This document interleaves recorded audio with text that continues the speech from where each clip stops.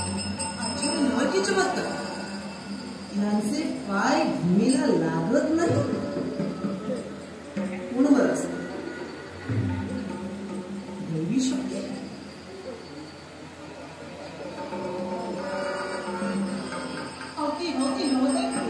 नाना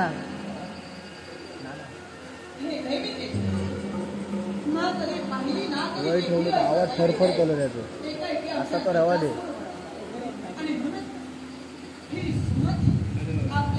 अरे ताच शेतीवाल्याला आवाज फरफर करू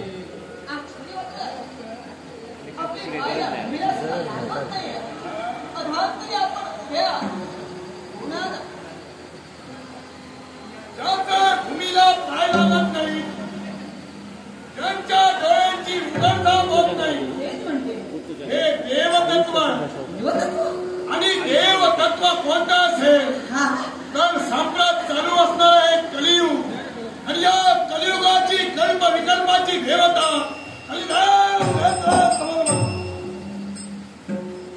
या युगाचा प्रवक्ता कल्प विकल्पाची देवता कलिदेव आपण आणि मूर्त स्वरूपात आमच्या कर्णकुटीपर्यंत काय बरं करा साम्राज्य चालू आहे हे कलियुग आहे म्हटलं मान्य आणि या कलियुगाच्या ठिकाणी प्रत्यक्ष रूपानं भक्तांना दर्शन देण्यासाठी या कलिदेवाची पावलं इथवर पडली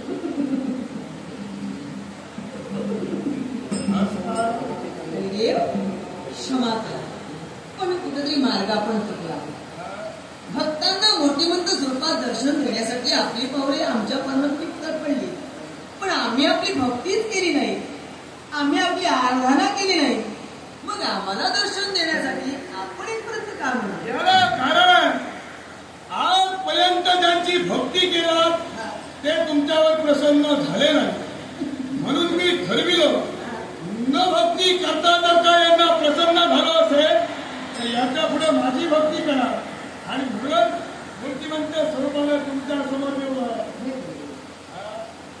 आपली इच्छा चांगली आहे कुणालाही वाटेल आपलं युग आहे म्हटल्यानंतर आपले सद्भक्त असावे आणि म्हणूनच आपली ही सद्भावना आहे ज्या देवतेची आम्ही भक्ती करतोय त्या देवतेनं आम्हाला काही दिलं नाही काही प्रसन्न आमच्यावर झाले नाही आणि म्हणून आपण असं ठरविला जे जे भक्त आपली भक्ती करतील त्यांना आपण दर्शन द्यावं पण देवानं आम्हाला काहीतरी द्यावं या अपेक्षेनं आम्ही कोणी भक्तीच केली नाही तर मुळात आमच्यावर संस्कारच असे झाले जे बालकडू आमच्या आई वडिलांनी आम्हाला दिलं ते बालकडूमुळे भक्तीच होतं पण ज्या थोर ब्राह्मण कुळात आमचा जन्म झाला त्या कुळाचा धर्म जसा आहे भक्ती करून स्वतःच्या जीवनाचं सार्थक करावं आणि म्हणून ज्या पार्वती मातेची भक्ती आम्ही आमच्या जीवनात आचरणात आणली त्या मातेनं आम्हाला काही जरी दिलं नसेल ना तरी अशी एक गोष्ट आहे जी आपण मनात आणून सुद्धा आम्हाला देऊ शकत नाही आणि ती आमच्या मातेनं आम्हाला दिली आणि ती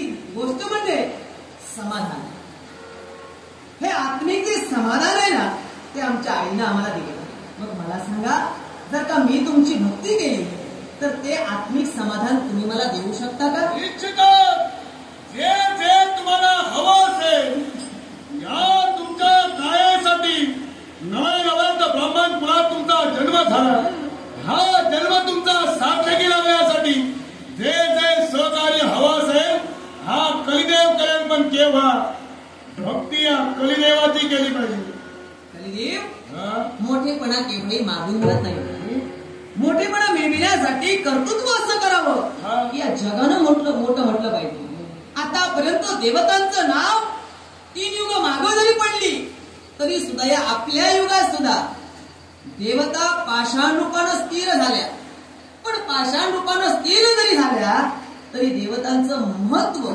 देवतांचं तत्व केव्हाही कमी झालं नाही भक्त भक्ती का करतायत तर कुठल्याही अपेक्षेनं नाही देवानं काहीतरी द्यावं म्हणून नाही तर आत्मिक समाधान आणि आत्मिक समाधानासाठीच आम्ही भक्ती करतोय देवता आजपर्यंत देवतत्व सतेज राहिलं देवतत्वाला केव्हाही कलंक लागला नाही हे मुखोद्या तुमच्या मुखातून बाहेर पडले देवतांना कलंक लागेलच कसा त्यासाठी प्रत्येक वेळी या कलिदेवाला पुढं केलं आणि आपण नामानिराळे राहिले म्हटल्यानंतर नाव जर कुणाचं खराब झालं असेल, नावाला कलंक कुणाच्या लागला असेल, फक्त कलिदेवाच्या, इतरत्र ज्यांनी सांगून जे मागचे मागे राहिले ते नामानिराळेच राहिले. कलिदेव त्यानंतर या लागलेल्या कलंका, या लागलेल्या काळीमात त्यांचा काळी मात्र संबंध पोचत नाही, हा भक्तांचा समज आहे. कलिदेव, पण हे तुमचं भाग्य तुम्ही समजा की देवताने तुमचा उपयोग केला आणि देवतांनी तुम्हाला नामानिराळ करून नाव तुमचं कलंकित केलं. हो, यात तुमचाच मोठेपणा वाढला. का माहितीये? हो, संप्रत 3 युग मागं पडली तेव्हाही तुमचं अस्तित्व होतं. चालू आहे 4थं युग म्हणजे तुमचं युग. या 4थ्या युगात सुद्धा तुमचं अस्तित्व अजूनही आहे आणि देवता पाषाण रूपाने राहिल्या. अर्थात देवतांनी जरी तुमचा उपयोग करून घेतला तरी तो देवकार्यासाठी घेतला. तो तुमचा उपयोग केव्हाही वाह्यात केला नाही. देव कार्यासाठी जर देवतांनी माझा उपयोग करून घेतला तर साम्राट कलियुग सुरू आहे. कलियुगाचा युग प्रवर्तक, कलियुगाचा युग पुरुष हा कलिदेव आहे. म्हटल्यानंतर या कलिदेवतेची भक्ती करण्यास तुम्हाला कोणता अर्थ आहे ना? कारण त्या भगवंतानं आम्हाला व्यक्ती स्वातंत्र्य दिले. आमच्या मनाला वाटेल, बुद्धीला पटेल त्याप्रमाणे आम्ही वागणार आहोत. कुठल्या देवतेची भक्ती करावी हा आमचा वैयक्तिक प्रश्न आहे आणि म्हणून आमच्या जे मनात आलंय, आमच्या मनाला जे पटलंय त्याप्रमाणे कैलासाची माता पार्वती माता या आदिमायेची आम्ही भक्ती करतोय. तर स्त्री शक्ती काय, नारी शक्ती काय आहे या विश्वाला प्रसवून तिनं ते सिद्ध केलंय. अर्थात आमच्या जे मनाला वाटते ते आम्ही करतो, यात आमचं काय चुकतंय? ते मनाला वाटेल, बुद्धीला पटेल त्या माणसाला करावं. पण जे दगडाचे देव झाले, मूर्तिमंत स्वरूपाला तुम्हाला ते दर्शन देऊ शकत नाही म्हटल्यानंतर का अशा देवतेची भक्ती करावी? कारण आहे, कारण ते जरी पाषाण असलं ना तरी त्याला सुद्धा पाझर फुटतो. पण टाकीचे घाव सोसल्याशिवाय देव पण कधी कुणाला येत नाही. ते घाव पहिल्यांदा तुम्ही सोसा आणि नंतर भक्ती करण्यासाठी भक्त शोधा. टाकीचे घाव सोसलेलाच आहे आणि या कलियुगाच्या ठिकाणी खंबीरपणे उभं राहून भक्ताला दर्शन देण्यासाठी कलिदेव तत्पर ठरतो. पण कलिदेव, याच्या पुढे भक्ती माझीच झाली पाहिजे. तुम्ही म्हणताय भक्ती तुमची व्हायला हवी, पण आमच्या मनात प्रश्न निर्माण झाला. कारण ज्यावेळी देवतांनी हे युग तुमच्या स्वाधीन केलं, आपल्या नावावरून या 4थ्या युगाला कलियुग म्हणून संबोधिलं गेलं, त्यावेळी काहीतरी अटी नियम आणि बंधन आपल्याला घालून दिली. भक्ती, ज्ञान आणि वैराग्य ज्या ठिकाणी असेल त्या ठिकाणी कलिदेव तुम्ही जाऊ शकत नाही. मग आमच्या या पवित्र स्थानी जिथं भक्ती आहे, जिथं माझं सौभाग्य अनेक शिष्य घडवीत आहे, जिथं स्वतःच्या जीवनात त्यांनी वैराग्य प्राप्त केलंय, कित्येक गोष्टीचा त्याग केलाय, अर्थात 3ही गोष्टी इथं उपस्थित असताना आपण इथं कसे काय? याला कारण आहे, मी माझं मन स्वच्छ घेऊन इथं आलो, स्वच्छवळ भावनेनं इथं आलोय. मी इथं हैदोस घालण्यासाठी जर का पावलं पडली असती तर या तुमच्या झोपडीच्या आसपास मी येऊच शकलो नसतो. कारण तेवढं पातिव्रत्य तेच तुमचं आहे. पण जिथं मी माझी भक्ती करा ही प्रांजळ मत तुमच्या समोर घेऊन आलो, म्हणून तुमचा ही तुमची स्वार्थी भावना आहे. अर्थात स्वार्थानं भरभटून तुम्ही इथं आला. वास्तविक देवतातील एक घटक तुम्ही आहात. मग देवतांचा जर का मोठेपणा वाढत असेल तर वांग काय आहे? तुमची भक्ती काय आणि इतर कुठल्याही देवतेची भक्ती काय? उलट तुम्ही म्हणायला हवं होतं, ज्या देवतांनी वेळोवेळी माझा फक्त उपयोग करून घेतला, पण त्याच देवतांनी आज हे पूर्ण युग आपल्या स्वाधीन केलंय. अर्थात ते सारे देव पाषाण रूपाने राहिले आणि मूर्तमंत स्वरूपात फक्त आपल्याला अधिकार दिले जातात. हा तुमचा मोठेपणा, देवतांचा गोडवा तुम्ही घ्यायला हवा होता, भक्ती मार्गाचा प्रसार तुम्ही करायला हवा होता. तर आता असं म्हणतोय आपण थोडं उलट करूया. आता तुमच्या मुखातून मुखोद्गार बाहेर पडले, तुमचं नामस्मरण केलं काय आणि त्या इतरत्र देवतांचं नामस्मरण केलं काय, या तुमचा मोठेपणा असायला हवा. हे जर का तुम्हाला मान्य असेल तर आजपासून माझं नाव घ्या. माझं नाव घेतलं काय, इतरत्र देवतांचं नामस्मरण झालं काय, गोष्ट एकच ठरली. अस्तित्व आधी देवतांचं आहे आणि नंतर तुमचं आहे म्हटल्यानंतर देवतांचा तुम्ही मोठेपणा वाढवायला हवा देवतांचा अंश आहात तुम्ही. देवतांचा मोठेपणा तुम्ही गायला हवा. ज्या देवतांनी विश्वासानं तुमच्यावर ही जबाबदारी दिली, हे युग तुमच्या मनाला वाटेल, बुद्धीला पटेल त्याप्रमाणे तुम्ही चालवायचंय. मग असं असताना देवतांचा मोठेपणा वाढवायचा सोडून तुम्ही स्वार्थी भावाने स्वतःचे भक्त वाढविण्यासाठी पुढे निघाला. हा तुमचा स्वार्थी भाव नाही का? म्हणाला तरी चालेल, कारण कलियुगाच्या ठिकाणी स्वार्थ नसेल तर कलियुगाला अर्थ होणार नाही. कलियुगाच्या ठिकाणी स्वैराचार नसेल तर कलियुगाला किंमत उरणार नाही. कलियुगाच्या ठिकाणी माणूस जर का अत्याचारी बनला नसेल तर कलियुगाला कुठेतरी तो काळीमा आहे. आणि म्हणूनच या कलियुगाच्या ठिकाणी माझी भक्ती तुम्हाला करावीच लागेल. पण कलिदेव हे कुणाच्या बाबतीत? जो अधर्माच्या मार्गाने जातोय त्याच्या बाबतीत. कारण विचार केला 4 युगांचा. सत्ययुगाच्या ठाई 18.5 विश्व पुण्य आणि 1.5 विश्व पाप होतं. तेच त्रेतायुगाच्या ठाई 15 विश्व पुण्य आणि 5 विश्व पाप राहिलं. एवढं कसून द्वापार युगाच्या ठाई 10 विश्व पुण्य 10 विश्व पाप राहिलं. मग हा जर का समतोल या कलियुगात देखील समतोल राहायला हवा असेल तर आपण अधर्म फोपावतोय. मग त्या अधर्माच्या ठाई सुद्धा पुण्य संचय तेवढाच घडायला हवाय. जर का एखादी व्यक्ती चुकत असेल, अधर्माच्या मार्गाने वाटचाल करत असेल तर त्याला धर्माचा मार्ग सुद्धा सांगितला पाहिजे. आणि हेच कर्तव्य आम्ही आमच्या जीवनात करतोय. या पर्णकुटिकेच्या ठिकाणी अनेक शिष्य आम्ही घडवितोय. मग हे धर्माचं कार्य आम्ही आमच्या जीवनात पूर्ण करतोय. मग तुम्ही जर का अधर्माला प्रोत्साहन देत असाल आणि अधर्म जर का असा फोपावत गेला असेल, या युगाचाच नव्हे या विश्वाचा नाश होईल याचा विचार तुम्ही देखील करायला हवा. परिपूर्ण विचार केलेला आहे. या कलियुगाच्या ठिकाणी माझी जर का तुम्ही भक्ती केला तर अवकृपा दाखवण्याऐवजी कृपा माझी सदैव राहील. नपेक्षा या मृत्यूलोकाच्या ठिकाणी कलिदेव आतापर्यंत शांतपणे आपल्याशी बोलत होते, कारण दैवी तत्व माझ्या नेत्रासमोर आहे. एका दैवी तत्वाचा माझ्याकडून अपमान होऊ नये. कारण युगाचे युगपुरुष आपण आहात. मी देखील कुणी सामान्य नव्हे, पातिव्रत्यतेच माझ्यातही आहे. माझ्या सौभाग्याशी मी एकनिष्ठ आहे. माझ्या आई वडिलांशी मी एकनिष्ठ आहे. माझ्या धर्माशी माझ्या कर्माशी मी एकनिष्ठ आहे. आणि असं असताना माझ्या कर्तव्यापासून तुम्ही मला अडवितात. कलिदेव ज्या ज्या वेळी स्वतःच इच्छित पूर्ण करण्यासाठी तुम्ही गेलात त्या वेळी आपल्यासोबत काय काय घडलंय आपल्याला माहित जर का असेल तर त्याच गोष्टीची पुनरावृत्ती या कलियुगात होऊ नये वाटत असेल. झाल्या मार्गी चालते वा. जिथं तुमचं स्थान आहे तिथं स्वतःचे अधिकार गाजवा. कुणाची हिंमत लागून गेली. इतरांचा युगात बंदीवर असताना कलिदेव कलियुगाच्या ठिकाणी स्वतःच्या सामर्थ्याच्या नव्हे करून प्रत्येकाला स्वतःचा अंकित बनवीन हे मात्र विसरू नका. हे कलिदेव मागील 3 युगात काय घडलं यापेक्षा ज्यावेळा कलियुगाला प्रारंभ होत होता त्यावेळी स्वतःचं अस्तित्व निर्माण करण्यासाठी राजा परीक्षितापर्यंत तुम्ही गेला. पण त्या राजा परीक्षितानं तुमची काय अवस्था केली हे विसरू नका. राजा परीक्षितानं माझी अवस्था केली. त्याच्या पुढे राजा परीक्षिताचं काय केलं हे सुद्धा तुम्ही अधर्मानं केला. वास्तविक हे तुम्ही सांगू नये, कारण हे जे तुम्ही केलात ते अधर्मानं केला.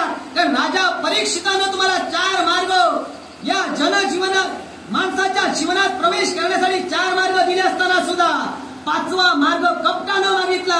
कारण तुम्हाला स्थान हवं होतं ते राजा परीक्षिताच्या जीवनात आणि म्हणून 5वाही मार्ग मागून घेतात. मग हा अधर्म तुम्ही तुमच्या जीवनात का म्हणून केला? मी अधर्म केला याच्या मुळाशी कारणात कलियुग आहे. आणि म्हणूनच म्हणालो कलियुगाच्या ठिकाणी जे जे माझे भक्त जे जे माझी भक्ती करतील त्यांना सर्वाधिक सुखमय ठेवण्यासाठी कलिदेव तप्पा ठरेल. पण जे जे माझे शब्द नाकारतील जे जे शब्द फायदेही तुडवितील ते नाशाच कलिदेव. जर का तुमच्या भक्तांचा मोठेपणा तुम्ही सांगत असाल मग या 4 युगात असा एक तरी भक्त तुमचा दाखवा जो तुमची भक्ती करतोय. असा एक तरी भक्त दाखविला ही सुमती नक्कीच तुमची भक्ती करेल. कलियुगाच्या ठिकाणी हे कनिष्ठतेने भक्ती करण्यासाठी माझी पावलं म्हणजे ती पावलं तुमच्यापासून उतरण्यासाठी माझी पावलं जोर पडली. मग जर का सुरुवात आमच्यापासून असेल तर त्याला रोखणार देखील आम्ही आहोत. कारण राजा परीक्षितानं तुम्हाला दिलेले 5 मार्ग. परस्त्री गमन म्हणजे एखादा पुरुष जर का लग्न झाल्यानंतर सुद्धा परस्त्रीच्या मिठीत विसावे त्या ठिकाणी तुम्हाला स्थान आहे. ज्या ठिकाणी झुगार आहे त्या झुगाराच्या ठाईत तुम्हाला स्थान आहे. तिसरा मार्ग, ज्या ठिकाणी मदिरा असेल त्या ठिकाणी कलिदेव आपल्याला स्थान आहे. जिथं हिंसा असेल तिथं आपल्याला स्थान आहे. जिथं रक्तपात होतोय तिथं आपल्याला स्थान आहे. आणि कपटानं घेतलेला चौथा मार्ग म्हणजे अधर्मानं मिळविलेलं धन, हे धन जिथं असेल कलिदेव तिथं तुम्हाला थार आहे. मग या ठिकाणी मी तरी म्हणेन भक्ती, ज्ञान आणि वैराग्य या तिन्ही गोष्टी आहेत. आणि ज्या अधर्माच्या बाजू सांगितल्या त्या इथं कुठलीही बाजू नाही. त्यामुळं आमच्यात तुम्ही केव्हाही प्रवेश करू शकत नाही. जाऊ शकता आपला आलो असतो मी मगाच म्हणालो, अधर्माला जर का आलो असतो तर तुमच्या या पर्णकुटी प्रवेशच करू शकलो नसतो. जिथं धर्मानं आलो, मनी स्वच्छ इच्छा करून आलो म्हणून तुमच्या या पर्णकुटी प्रवेश केला. पण स्वार्थी भावनेनं आला. आणि स्वार्थी भावना म्हणजे सुद्धा एक अधर्म आहे. दुसऱ्यांचं वाईट करून स्वतःच चांगलं करणं हा अधर्म आहे. देवतांचा मोठेपणा वाढवायचा सोडून स्वतःचं अस्तित्व कलिदेव निर्माण करू पाहतोय. मग या कलिदेवतेचं पहिलं पाऊल जर का आमच्यापर्यंत पडलं असेल तर फसला हे तुमचं पहिलं पाऊल. हे तुमचं पहिलं पाऊल अपयशात जाणार आहे. लक्षात ठेवा. ठिकाणी जर स्वतःचा उच्चाचा शिखर गाठण्यासाठी माझी जर आटापिटा चालू असेल, त्याच राजी जर का तुमचा नकार असेल तर का तुमच्या जबरदस्ती करून तुमच्या स्वतःचा अंकुश ठेवून आम्ही ते सत्य करून स्वातंत्र्याचा अर्थ स्वैराचार नव्हे.